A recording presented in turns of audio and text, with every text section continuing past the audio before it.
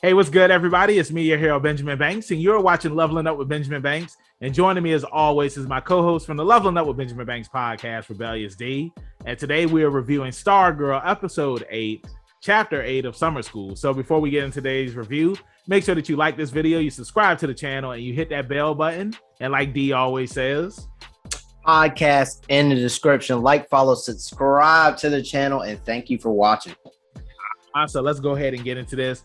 D, what another good episode of Stargirl, man. It's like I had watched it when it came out on Tuesday, and I know we kind of missed our release date on releasing this video early, but hey, everybody that's watching, sometimes your boys get busy in the real world. That's right. You know, we appreciate y'all for always watching our videos and supporting us, and you know, we always make sure that we deliver, and we hoping that you enjoy this video review that we're doing today. But this episode was good. I talk about Beth a lot, and I always feel like that she's kind of just there, but I feel like in this episode she really got her shine. I had told D about it. I was just like, bro, like the stuff that Calypso was saying to her, talking about your people, and I told D earlier because at first he was just like, so where did you get those goggles from? And then he was just like, yeah, you people. And I'm sitting here thinking like, you know, maybe he's talking about, you know, superheroes, because Courtney, she did steal the goggles from Pat. I mean, not the goggles, but like pretty much like all of the JSA members' equipment from, you know, Pat's chest that he had in the basement. She basically took it upon herself to reassemble a team. Exactly. And then she didn't ask and nothing. And then you see a clip. So he was just like, he said, yeah, your people are supposed to be athletic. And then when Beth said, you're racist, and she stood up to him, bro, I was happy for Beth, man. I really was. I was definitely happy to see her get some shine. Finally, I felt like she was the least used, obviously.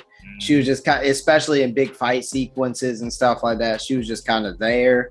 She's basically their, you know, their gear, their gadget guy, or Guile. Yeah. And it was fun to see her get, you know, what, I'd say 70% of the episode dedicated to her, and then you got Rick with his stuff. So. This episode was definitely dedicated to the both of them. I loved the whole episode overall, though. I thought it was really fun, fun episode. I agree with you on that, and I feel like it was cool. I mean, because of course they could have did the same thing that they did last week when they did Yolanda's episode, where it was about her, but I feel like that they were able to utilize both characters in this episode, because it's like, we know with Beth, it's like her parents are going through a divorce, and then with Rick, he's mainly just been hanging out with Grundy, and and trying to trying to domesticate him, kind of. Exactly, like trying to make him, like, humanize him in a way. Because of Grundy, Solomon Grundy's like Frankenstein. And also, speaking of Solomon Grundy, make sure that you check out my Doom Patrol season 3 review, and I'm going to mention it up there as well. But on the newest episode of Doom Patrol, they mentioned Solomon Grundy, and I was just like, hey, that's cool, because on Stargirl, you know, Grundy is a thing, but you know, all of these things, they take place in different universes. But I just always love when, like, there's little nods and things, just like how me and Trav was just talking about in our American Horror Story review, how right now they're focusing on aliens in the second half of the season, and then on Legends of Tomorrow they're doing the same thing where they're focusing on aliens as well. So it's just, and then also too on Legends of Tomorrow, Amelia Earhart was up there, and then now on American Horror Story, Amelia Earhart is up there. So I just exactly. I love, like, when, you know, shows do stuff like that, even though, like, it's a coincidence, but it's just like, it's not like they're like, hey, let's do this together. Let's you know, give the fans something to talk about. But speaking of Yolanda, she returned the Wildcat outfit. You know, Courtney's been trying to get in contact with her, and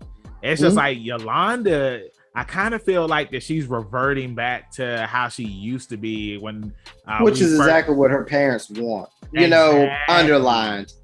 Like, that's something you and I talked about last week too, Banks. It's like, this is what her mom wants. Her mom, if you want to isolate yourself, she's more than happy to help her. You know what I'm saying? So I don't know. It's gonna be interesting though. And then you got your boy, or my boy Rick. He busts that thing open like a can of like one of them good old Stone Colds. I'm curious. Something I wanted to touch on before we talk about Rick. I wanted to go back to Yolanda. Now, remember on last week's episode, I believe you had mentioned, how much of it was Eclipso that was, messing with her with brainwave, and if it was really her mom. Because my thing is, it's like I feel like Eclipso has really gotten to Yolanda. I don't really think that her family is coming at her the way that Yolanda thinks, and the reason why I say that is because we see what Eclipso was able to do with Beth's mom and dad when she was talking to them, and they were pretty much just like, once you were born, like you're the reason. Hey, that was wild. You know what I'm saying? Because when I was watching it, I was just like, dang, like that's messed up that they're saying that. But at the same time, though, I mean, like sometimes like stuff like that really does happen. Like, people, it's like they fall in love, and it's like they have like their future set ahead of them, and then they end up having a kid, and then it's like they kind of got to put their plans on the back burner because it's like they have to raise their kid. So it's like we already see how Beth's parents are, and it's like they pretty much like they don't spend any time together with Beth.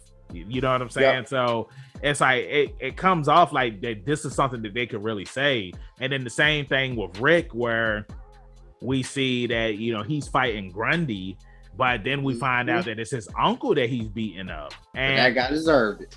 And it just makes me think, like, did Rick, like, remember when Rick was in the when he was in the forest, and then they see the dead girl in the forest. Yes. Now remember, Courtney and Pat, they saw the girl too, but then they end up telling Rick that it's like that wasn't like like all of this has just been an illusion. Now it just makes me think, like, did Rick really snap on Grundy, or was that Grundy not even real?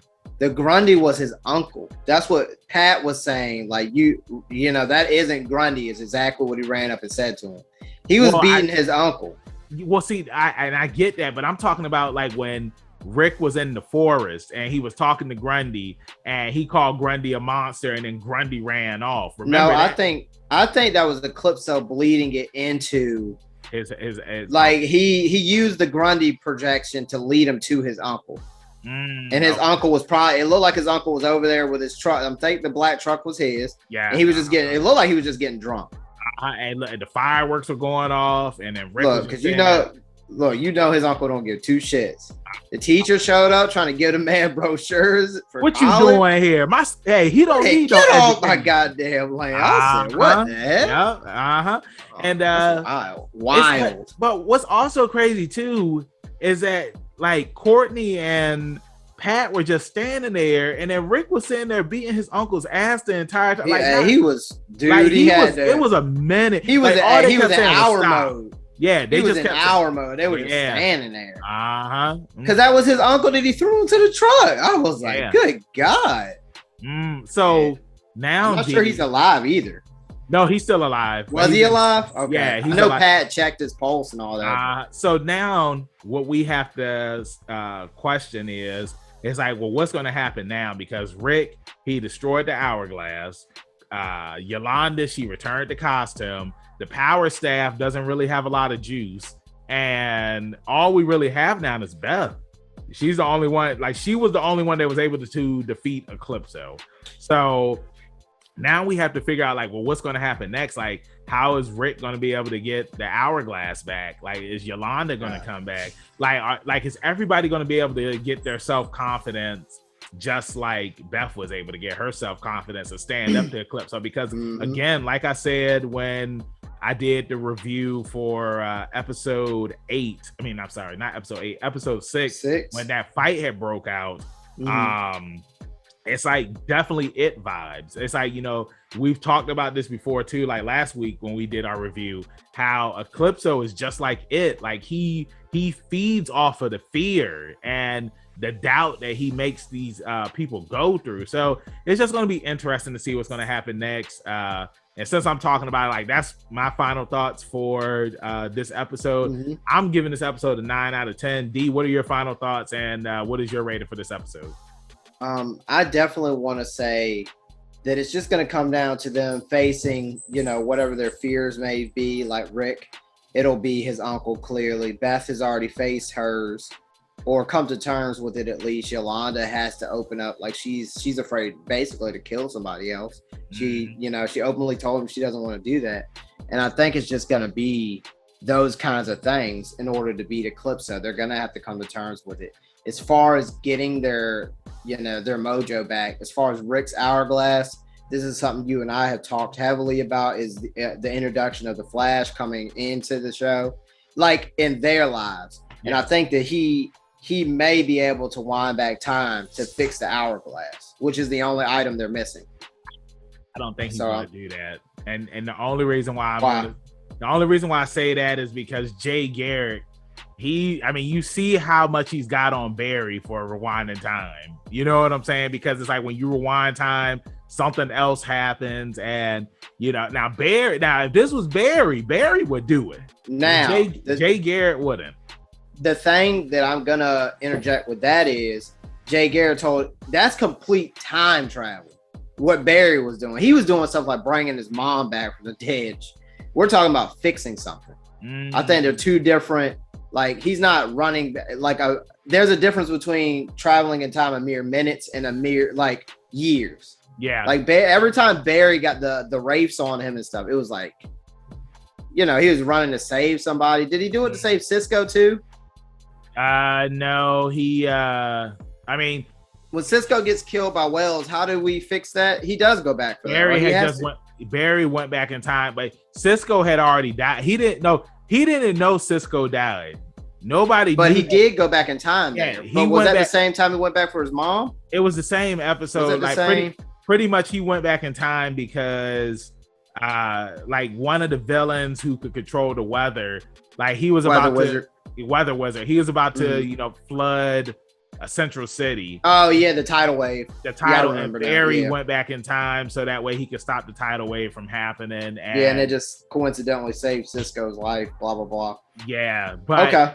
The other one is when they do the Flashpoint thing where he goes back in time and he saves his mom. And so there were. See what I mean? He's just like, damn, Barry, if you had just been stronger the first time around. Hey, run, Barry. Run, Barry. But I don't know what they're gonna do. Because there's no, as far as we know, Rick doesn't have any notes on the hourglass serum and stuff. But his dad was a scientist, so who knows how they're gonna go about doing it. I just thought it would be a cool way to have the Flash come in. But we'll see what happens. I have no idea. Yeah, go ahead.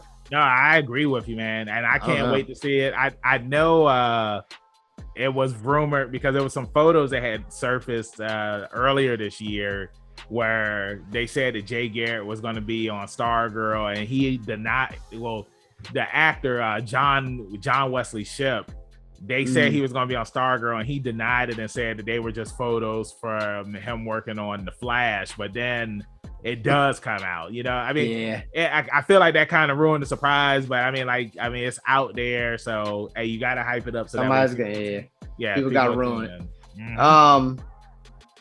But it's like there has to be something dramatic that happens within the next 3 episodes. That's what I'm saying. Like, are we gonna have Rick find his dad's stash of serum, or we're gonna have something supernatural happen to fix this? Well, that's the other thing.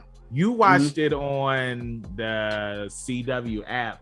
I watched it on TV, and the trailer. No spoilers. Okay. All right. Well, I won't say anything. Hey, follow, subscribe to the channel. Nah, just kidding. My overall rating of the episode is going to be a 9 out of 10. So fun episode. I mean, you know how we feel about this. They've done nothing but go up. It started with people parts in the beginning, but they've gradually given us what we wanted. So I agree.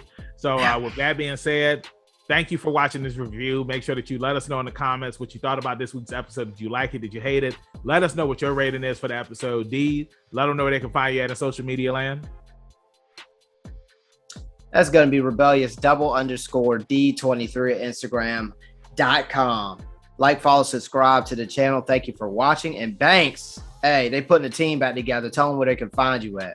You can find me, your hero, Benjamin Banks, at KingBenji_Banks on Twitter and Instagram. And then you can find me on Facebook at Benjamin Banks. I should be the first person to pop up. If not, then I need to contact Mr. Zuckerberg. Thank you again for watching this review. Make sure you check out some more of our reviews, interviews, and reaction videos that we do have here on the channel. Check out our podcast where we drop new episodes every Tuesday. And then that episode is up here on YouTube that Friday.